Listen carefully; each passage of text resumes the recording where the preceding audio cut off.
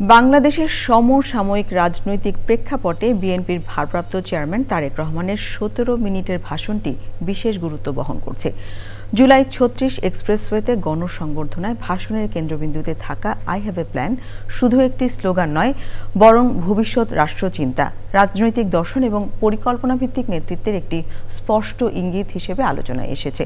সাধারণ মানুষ বলছেন, ঐক্যবদ্ধভাবে সহযোগিতার হাত বাড়ালে তারেক রহমানের পরিকল্পনা অনুযায়ী দেশকে সামনে এগিয়ে নেওয়া সম্ভব। সাদি মাহমুদের রিপোর্ট।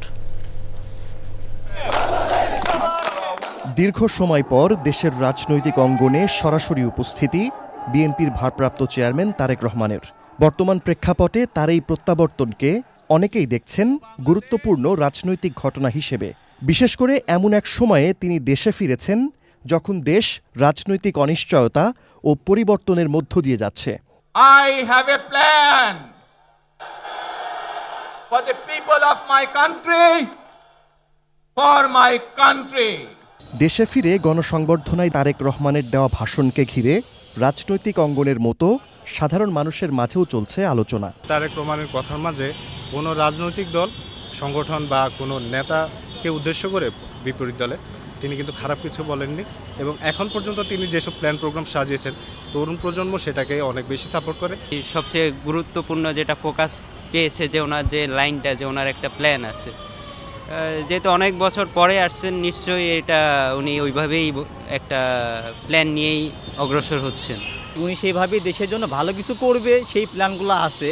তো আশা রাখি আমরাও, যেহেতু উনি ১৬ বছর আসছে, আগের যে ভুলভ্রান্তি করছে সেগুলো শুধরে উনি ভালো কিছু করবে। সাধারণ মানুষ বলছেন, তারেক রহমানের এই ভাষণ শুধু রাজনৈতিক বার্তাই নয়, বরং আগামী দিনের রাজনৈতিক কৌশলেরও ইঙ্গিত।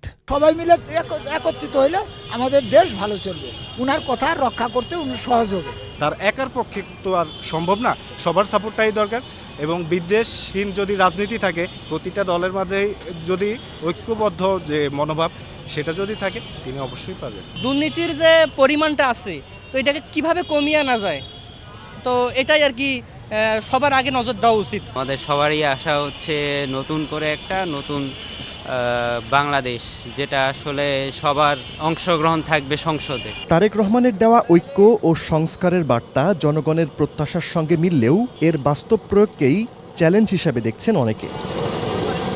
সাদি মাহমুদ, চ্যানেল আই, ঢাকা।